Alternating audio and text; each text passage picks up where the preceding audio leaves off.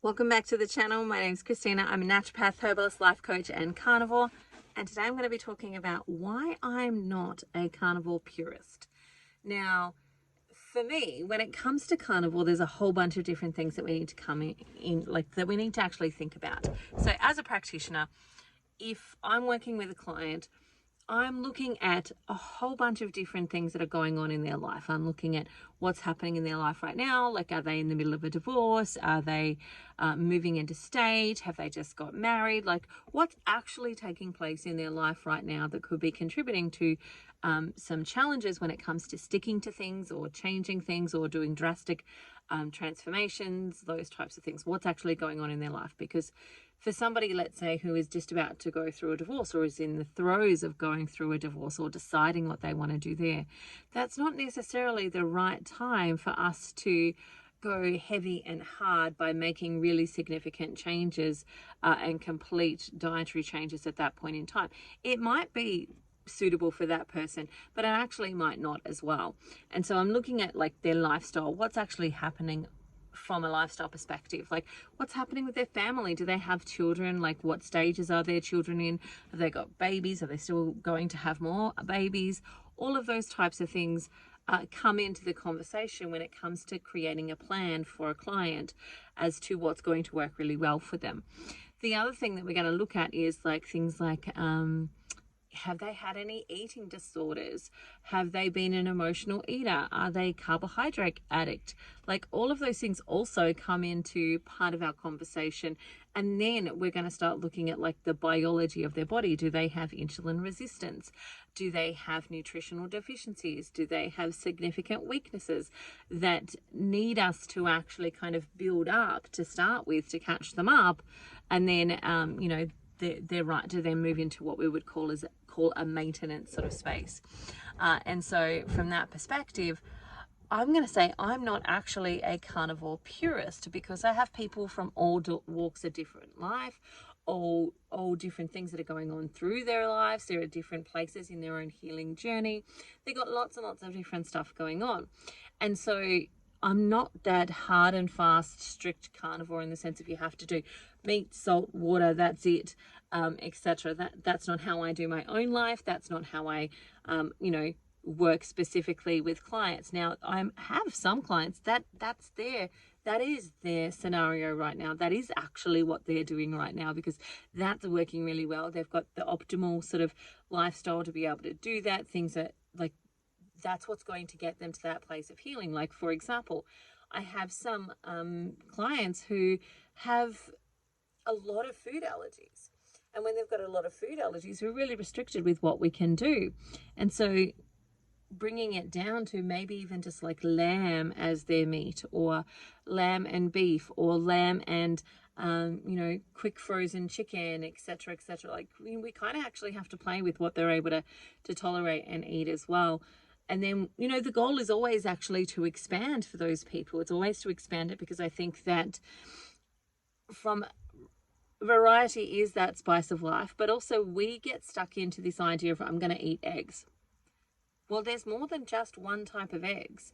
There is chicken eggs, which is what most people are thinking about when they're thinking about eating eggs.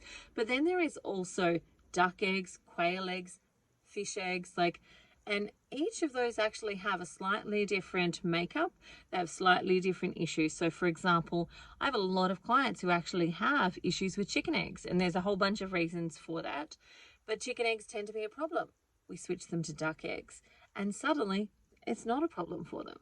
And so we need to try and, from my perspective, for long-term health, especially on a carnivore diet or any diet that would be to try and include as many different varieties of these things as we actually can. So bringing in chicken eggs and quail eggs and fish eggs, if we can, stomach them, in the sense of bringing ourselves to them, or we can afford them, etc., is actually going to mean that you're going to have less allergens developing if you're rotating those eggs, if you're switching them around and moving them around, especially if somebody's got leaky gut. And then we're also going to have more nutritional availability, in the sense that duck eggs have got a different makeup to chicken eggs, and chicken eggs have got a different makeup to quail eggs, and their ratios are slightly different. Some are higher in fat, some are higher in protein, some are higher in choline, some are higher in these other nutrients that are actually really beneficial for us. And so when we expose our body to a range of nutrients, our body will absorb the things that it actually needs, and it has the opportunity to uptake those things. So it's the same for me when I think about our meats as well. Like, I think, we think about poultry. If I say poultry, you're automatically likely to think about chicken. But there is duck, there's goose, there's turkey, there's, I've got a client that eats swan, there's quails, there's pigeons, there's like all sorts of different poultry animals that you could actually include in that. Now, I'm not saying you have to include all of those, but it's actually quite good for you to actually shake it up, because again, chicken tends to be one of those ones that's really highly allergenic, and there's a whole bunch of reasons for that as well. And so having some turkey, having some duck can actually help alter that. Having some quail can actually mean you can still get lots and lots of benefit, and you get to enjoy a poultry meal, but you are switching up the poultry that you're actually having. You're also creating a little bit of variety as well, especially for those people who do need more variety in their foods, because they think, oh, I just eating meat, yuck, it's only one thing. But actually, when you start to go, well, it's not just meat, it's this and it's this and it's this and it's this and it's this. And the same with when it comes to our red meats. We've got deer, there's veal, there's kangaroo, there's, you could eat rabbit, you could eat pork, there's a whole bunch of different animals out there that we can be consuming, that then adds a bit more variety to our life, but also a bit more of a nutritional profile. Now, one of the things that I want to add to this is, because I work a lot with farmers, I've got a whole bunch of different farmers that I work with, and I've traveled, half of Australia, and in those travels I've had the opportunity to talk with a number of organic farmers. I've gotten into rooms where I've been able to listen to them talk and discuss things, and so on. And so from that space, here's the other aspect that I see that can be a bit of a problem, is that my definition of what organic means is not actually the definition of what it actually means, in the sense that the criteria to be an organic farm is actually much lower than what my interpretation, or what I thought or would have thought that actually meant. So for example, when we have organic farms, they're not necessarily specifically looking at how many different species of grass they've got, right? Most farms are going to have about 2 different types of grasses. Some have a little bit more, but it's around about that 2 types of different grasses. But farms that have higher multi-species, like have higher different grasses in their actual pastures, have a vastly different outcome with their animals' health and nutrition, because those animals can choose. So a cow, for example, if it's got, say, 10 to 16 different species of grass within the space that it can eat, it can actually move around and eat from different grasses. And it can go, actually, I need a little bit more of this. And it will feel drawn to that particular type of grass versus this type of grass. And they're naturally balancing more of their biochemistry in that situation. And so because that's actually happening for them, that means that they're going to actually be producing healthier meat that's going to have a much greater variety of nutrients available to us. But not all organic farming is equal, because organic farming could be the farm that's got the 16 species or 10 species, or the farm that's got the 2 species. It could be a farm that still vaccinates their animals, or a farm that uses colloidal silver and other different things like apple cider vinegar to keep their animals healthy and well. Like, there's a lot of room for flexibility within that umbrella of even organic and grass-fed. And because of that, what happens is not all meat is actually equal, in the sense that, and some of this is also to do with the soil. So Tasmanian soils, for example, are more depleted in iodine, whereas some other soils around the country are higher in iodine, which means that the iodine that we would get from those animals will be actually different. based on where that animal was raised, what that animal was exposed to, the lifestyle, etc., that the farmer has provided for that actual animal. And so when we look at these nutritional panels that go, okay, this is how much is in beef, this is blah, blah, blah, what we're really looking at is an approximate, and sometimes it's the ideal versus reality. And we don't actually know what we're getting. So when we're mixing our foods, when we're having things like a kangaroo that is predominantly wild caught, so it means the kangaroos are bouncing around and somebody shoots them and harvests them, when we're eating that, then we're actually more likely to be able to get a greater range of nutrients mixed in with our beef and our lamb and our pork and our deer and so on. So we're by increasing the variety of meats, we're actually increasing the opportunity for our body to be able to get vastly different nutrients or be exposed to different nutrients. But one of the things that I've just pointed out there is that just because something is labeled something doesn't mean that it actually has everything that we actually want in it, which means that sometimes we're going to need a little bit extra. And that can come in the form of some iodine. Now, it can come in the form of a whole bunch of different things, right, that we might be lacking in. And some of those lacking, or some of those deficiencies that we actually have, often come from before, when we were eating the lifestyle that we, eating the way that we were eating before. But now when we come to this, it takes time to actually rebuild those, and sometimes we have to oversupply some of those nutrients that we're particularly deficient in. And for me, the conversation around that is, I don't just want clients on supplements, because for me, supplements have problems too.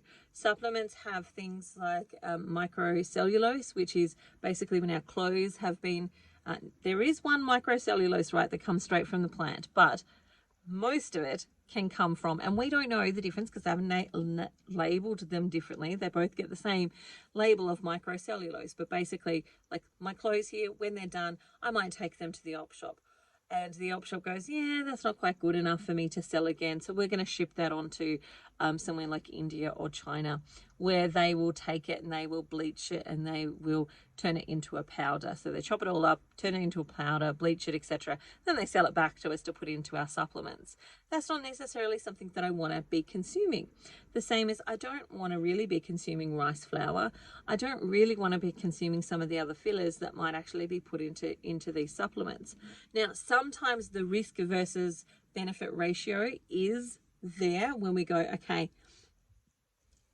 the stuff that we don't want is fairly minimal, and the stuff that we need is better here, and we need to do this for a time. So we might do that. But it might be that I go, you know what, that magnesium's not so great for you, and I know that 3 cherries 3 times a week is actually going to provide us with a better outcome. Now, that conversation is I'm taking in all of the factors. So I'm not going to have that conversation with somebody who I know is a carbohydrate addict, for example, where the cherries become a gateway drug to eating cake and donuts, because that's not going to serve them either. At that point, they're much better off with the supplement. And so there's a lot of things to consider when it comes to making these choices for our health as to which way to go, whether it's a supplement or whether it's maybe a plant-based nutrient or food that's going to be able to provide that for us, whether it's some herbs that are going to be able to provide that for us. But for me, I would much rather choose some fruit and some herbs over choosing, say, medication, a pharmaceutical medication. And this is the thing, is when I think about being a purist, my thought process is, but I know that there are times when we need other stuff. And I would much rather, say, have one of my thyroid clients on a couple of different herbs that I know are going to help balance their thyroid versus being on, say, thyroxine, and helping them manage that. Because the ideal is that, those herbs are there for a period of time while we hold space, and we're actually able to then, ideally pull them out. It's not always the case when that person has had, say, thyroid surgery or had their thyroid irradiated. But if their thyroid is still intact and still has some life in it, then we still have a little bit of hope that we may be able to change things around and get that organ working in a way that actually serves us. And so from that perspective, when it comes to being a purist, I'm not a purist, because I know that there are times when we need actual stuff to actually get people through, because we have majority of people that I work with. And remember, as a naturopath, I'm going to be working with sick people. I'm not working with generally people who are optimally healthy and well. They don't usually come and seek out somebody like me. It's usually the people who are under par, who are under functioning, who have got nutritional depletion, and as well as, maybe are on medication, have been diagnosed with different illnesses, etc., or have been to doctors, they know something's wrong, the doctor's not finding what's wrong, and they need some help. And so those are the people that I'm seeing. So at that point in time, I know I'm generally dealing with somebody who's got some level of nutritional depletion, and we've got to figure out what's actually going, what's going to serve that person the best. Now, in my own life, I know that I would be the person that would probably choose the magnesium, because the cherries, while I would love them and they would be delightful, I know they would be a gateway drug for me at this point in my life. And so I'm going to choose the supplement versus the actual fruit. But I have plenty of people who that wouldn't be a gateway drug. It would actually serve them well.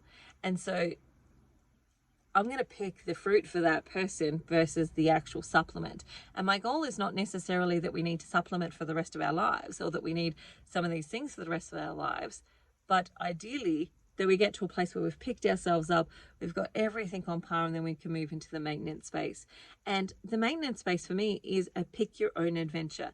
Now, choose what actually works with you for your body. Don't ignore what your body is telling you, and actually listen to what's going to work for you. I know plenty of my clients who can have, they can move into, say, carnivore or keto once they've done the bulk of their healing, and that gives them, a little bit more freedom, it gives them a little bit more joy, etc. But I have other clients who have to stay nice and squarely in that sort of carnivore, stricter sort of space, but they've also had chronic health issues for 20-30 years of their life. And so that story of moving back into being able to expand a little bit more can be vastly different.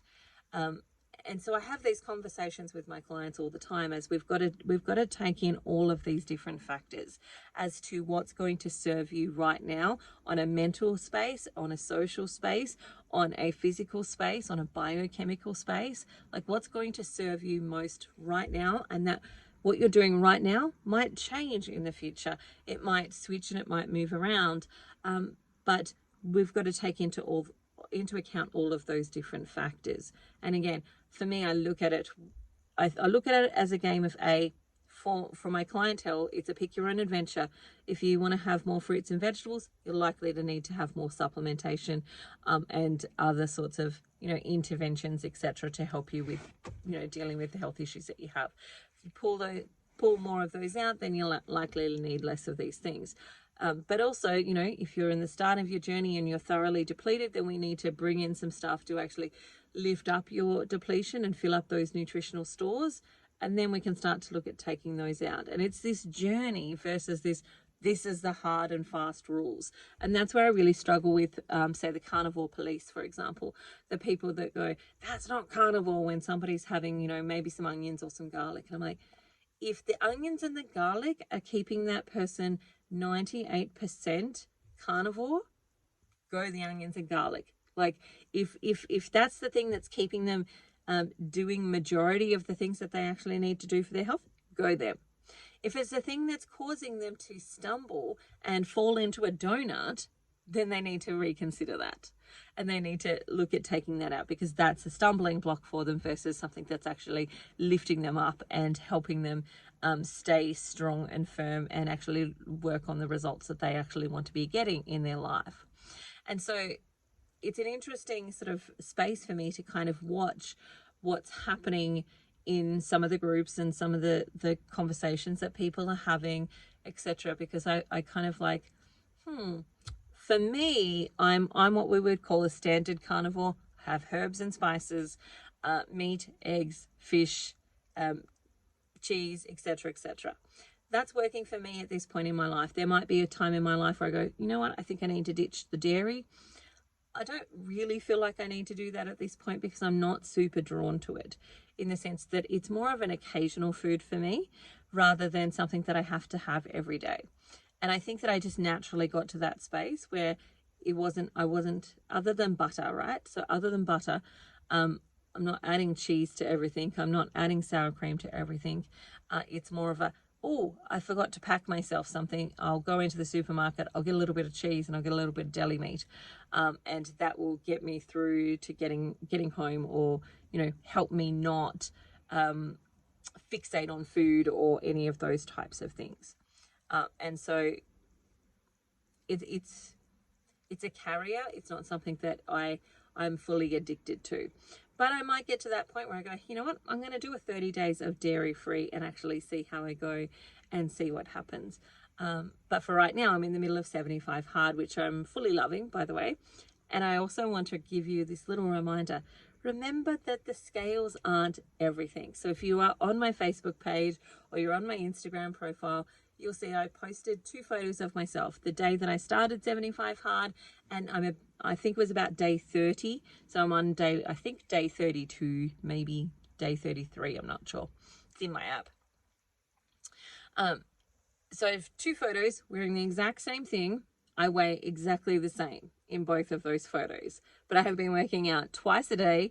So one workout is us walking up a hill. Another workout, depending on the day, will either be lifting weights, or it will be a cardio workout with some yoga, stretching, etc. And some days I've even done 3 workouts. And so there is a distinct difference between those 30 days, but my weight is exactly the same. Now the difference is about 13 centimeters. Like I've lost about 13 centimeters over the last 30 days, but I haven't lost any weight. And so mentally, that can be a big challenge for a lot of us women who look at the scales and go, that dictates who I am and what I'm allowed to have and how I'm allowed to feel about myself and all of those types of things. But when the truth is, it actually isn't. It's just data. It's just giving us back data. And the data that I'm receiving from that, along with my measuring tape, is that at the moment I'm doing an energy exchange.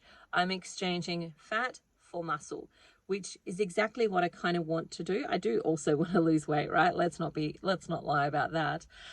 But what I do actually, my goal and my intention for this 70 days of the 75 hard challenge is actually to gain muscle, because I know the more muscle I have, the more my body can process the excess glucose that's on my body, the more my body has higher thermic needs.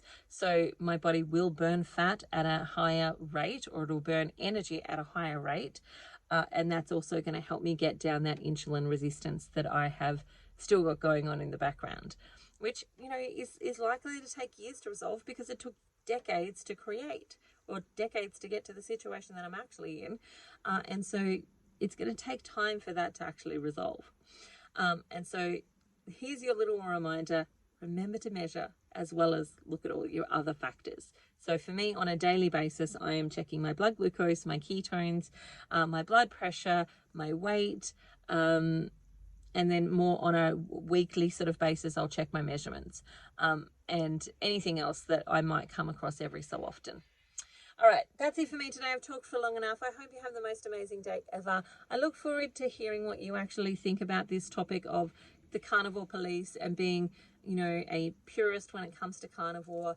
Well, what I might actually do in my life might be slightly different with what I do with clients.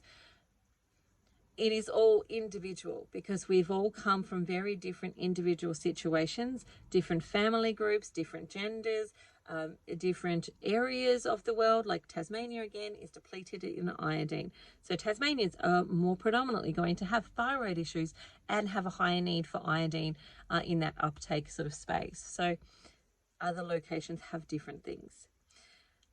So those are my thoughts. I look forward to hearing what yours are. Remember to like and subscribe, share your love, let me know that you enjoy the channel, and if there's anything you'd like me to talk about, drop it in the comment section. Bye for now. Have an amazing day.